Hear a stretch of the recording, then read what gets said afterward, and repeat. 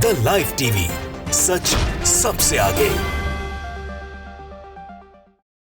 नमस्कार, the live TV आप देख रहे हैं। आपके साथ मैं हूं आदित्य कुमार। फ्रांस के राष्ट्रपति इस वक्त भारत दौरे पर हैं और उनको कई जगहों पर ले जाया जा रहा है। एक सबसे महत्वपूर्ण बात, वो परेड में तो शामिल हुए लेकिन राम मंदिर नहीं गए। राम मंदिर उन्हें ले जाया नहीं गया या फिर क्या कुछ हुआ?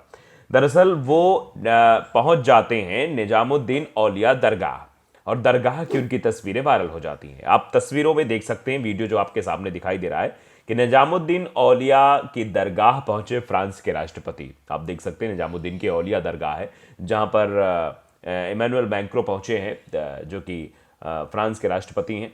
देखिए लिखा हुआ है, अब्दुल कादिर ने भी इसको ट्वीट किया है, एक्स पर पोस्ट भी किया है। लिखा है कि फ्रेंच प्रेसिडेंट यानी कि फ्रांस के president Emmanuel Macron visited the shrine of Islamic Sufi sant to in India to seek blessing. Even Saitan is puzzled about why as Islamophobic president is here.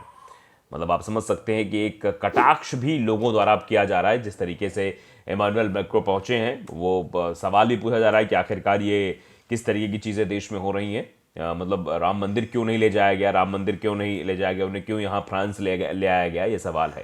दरअसल फ्रांस के राष्ट्रपति Emmanuel Macron ने आशीर्वाद लेने के लिए भारत में एक इस्लामी सूफी संत की दरगाह का दौरा किया। यहां तक कि शैतान भी इस बात से हैरान है कि इस्लामोफोबिक राष्ट्रपति यहां क्यों है। आप समझिए, शैतान भी हैरान है ये देख करके इस तरीके से वो वहां पर पहुंच जाते हैं, वहां पर मिलते हैं। इसको लेकर अब चर्चा हर जगह हो रही है। बीपी न्यूज़ ने भी इस खबर को तरजीह देते हुए लिखा है कि निजामुद्दीन औलिया दरगाह पहुंचे फ्रांस के राष्ट्रपति इमैनुअल मैक्रो, कव्वाली का भी उन्होंने यहां आनंद लिया है। कर्तव्य पथ पर शुक्रवार को यानी ये 26 जनवरी को गणतंत्र दिवस परेड देखने के कुछ घंटों बाद फ्रांस के राष्ट्रपति इमैनुअल मैक्रो रात को दिल्ली में दरगाह निजामुद्दीन औलिया दरगाह पहुंचे। यह दरगाह प्रसिद्ध सूफी निजामुद्दीन औलिया और उनके शिष्य अमीर खुसरो का मकबरा है। यहाँ हर रोज बड़ी संख्या में लोग पहुंचते हैं। राजधानी नई दिल्ली के मध्य स्थित 700 साल पुराने इस पवित्र स्थान की यात्रा के दौरान फ्रांस के राष्ट्रपति इमैनुअल मैक्रो के साथ विदेश मंत्री एस जयशंकर भी मौजूद रहे। न्यूज एजेंसी पीटीआई के मुताबिक मैक्रो रात करीब 9:45 पर सूफी दरगाह पहुंचे और यहां आधे घंटे तक रुके। इस दौरान उन्होंने यहां की मशहूर कव्वाली का भी आनंद लिया। दरगाह में मैक्रो जितनी देर रहे उतनी देर वहां के एडमिनिस्ट्रेटरों से कुछ ना कुछ जानकारी लेते दिखे। निजामुद्दीन दरगाह के बाद फ्रांस के राष्ट्रपति इमैनुअल मैक्रो भारत की राष्ट्रपति द्रौपदी मुर्मू की ओर से उनके सम्मान में राष्ट्रपति भवन में आयोजित रात्रि भोज में भी शामिल हुए। राष्ट्रपति मुर्मू ने इस बात पर संतोष व्यक्त किया कि दोनों पक्षों में भारत के अमृत काल के लिए कई महत्वपूर्ण विषयों के लिए साझेदारी भी की है। इससे पहले दिन में फ्रांस के राष्ट्रपति इमैनुअल मैक्रो ने गणतंत्र दिवस 2024 की जो परेड थी उस कार्यक्रम में चीफ गेस्ट के रूप में शामिल हुए थे। गणतंत्र दिवस समारोह में प्रधानमंत्री मोदी और उनके बीच जुगलबंदी भी देखने को मिली। परेड देखने के दौरान इमैनुअल मैक्रो को कई बार प्रधानमंत्री मोदी के कान में कुछ कहते हुए देखा गया। वहीं इससे पहले गुरुवार 25 जनवरी को जब इमैनुअल मैक्रो फ्रांस से जयपुर पहुंचे तो यहां उन्होंने प्रधानमंत्री नरेंद्र मोदी के साथ एक सेल्फी भी ली, जिसे उन्होंने अपने सोशल मीडिया प्लेटफॉर्म एक्स पर शेयर भी किया है। तो आप समझ सकते हैं दोनों देशों के बीच संबंध की जो बात है, लेकिन सबसे बड़ा सवाल यही है कि उनका दिल्ली दरगाह जाना और अब उसके बाद ये सवाल खड़ा करना कि आखिरकार आप देखिए किस तरीके से वो निजामुद्दीन पहुंचे हैं। हर जगह ये खबर तेजी से वायरल हो रही है। दिल्ली, देखिए आप, एनडीटीवी ने भी इस खबर को तरजीह देते हुए लिखा कि फ्रांस के राष्ट्रपति इमैनुअल मैक्रो जो है वो दिल्ली के दरगाह में पहुंचे हैं। फ्रांस के राष्ट्रपति इमैनुअल मैक्रो का दिल्ली निजामुद्दीन दरगाह रात 9:45 पहुंचे। यहां आधे घंटे रुकते हैं, बातचीत करते हैं, वहां के लोगों से मिलते हैं, कव्वाली का आनंद लेते हैं। वो 75वें गणतंत्र दिवस पर यहाँ आए हुए थे। उनको यहाँ बुलाया गया था मुख्य अतिथि के रूप में। उन्होंने कहा कि देश में सूफी संस्कृति के 700 वर्ष पुराने केंद्र में रात 9:45 पहुंचे और आधे घंटे अधिक समय तक वहां रहे।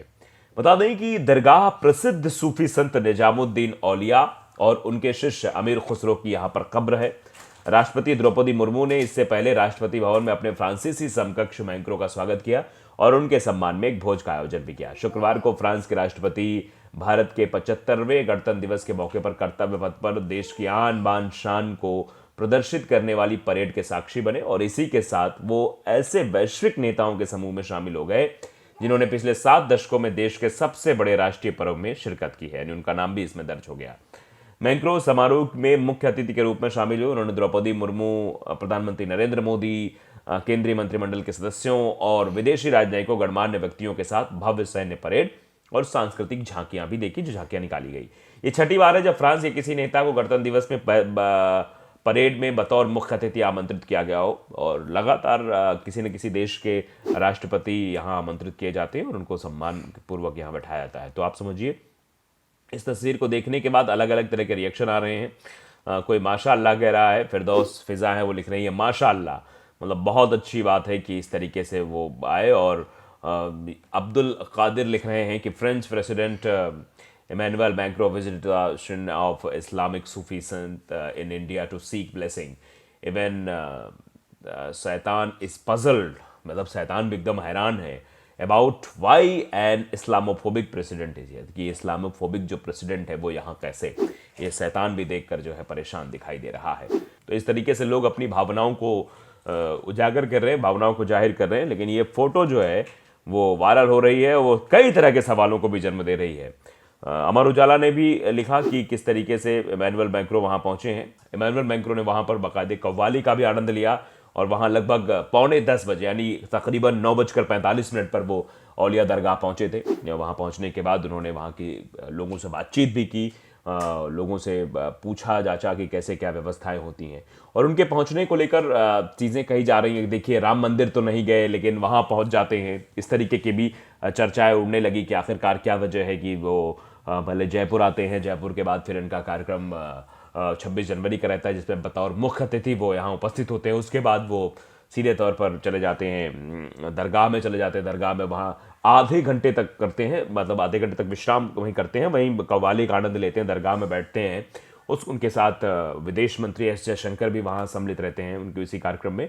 फिर उसके बाद वो अपना राष्ट्रपति में, जहाँ रात्रि का भोज राष्ट्रपति भवन में रहता है, वहाँ जाकर वो राष्ट्रपति भोज में पहुंच जाते हैं, जो वहाँ पर द्रौपदी मुर्मू उनका इंतजार कर रही होती हैं। तो ये पूरा कार्यक्रम था, और इस कार्यक्रम के तहत ये चीज़ें भी उड़ने लगी कि भैया इस्लामोफोबिक जो है राष्ट्रपति कैसे यहाँ आ गए, शैतान भी पजल्ड हो गए, शैतान को भी दिमाग काम नहीं कर रहा है कि आखिरकार ऐसा कैसे हो गया, इतना बड़ा कदम कैसे जो है इमैनुअल मैक्रो ने उठा लिया। और इमैनुअल मैक्रो को लेकर चर्चा हो रही है कि वो यहाँ पर पहुँचे हैं। दरअसल ऐसी कई भी खबरें रहती हैं तो तुरंत ही वायरल होती हैं, तुरंत चीज़ें होती हैं, लेकिन कुछ नफरती लोग भी होते हैं जो इसमें नए नए एंगल ढूंढने लगते हैं और वो वायरल करने लगते हैं, तस्वीर को गलत तरीके से प्रस्तुत करते हैं।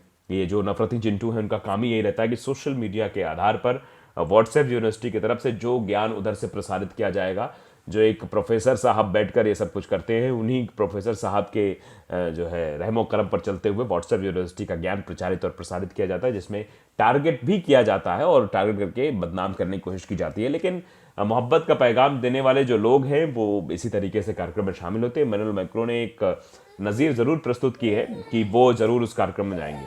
द लाइव टीवी को अगर आपने सब्सक्राइब नहीं किया है, जरूर करिए, बेल आइकन दबाइए ताकि सच खबर आप तक पहुंचती रहे। नमस्कार।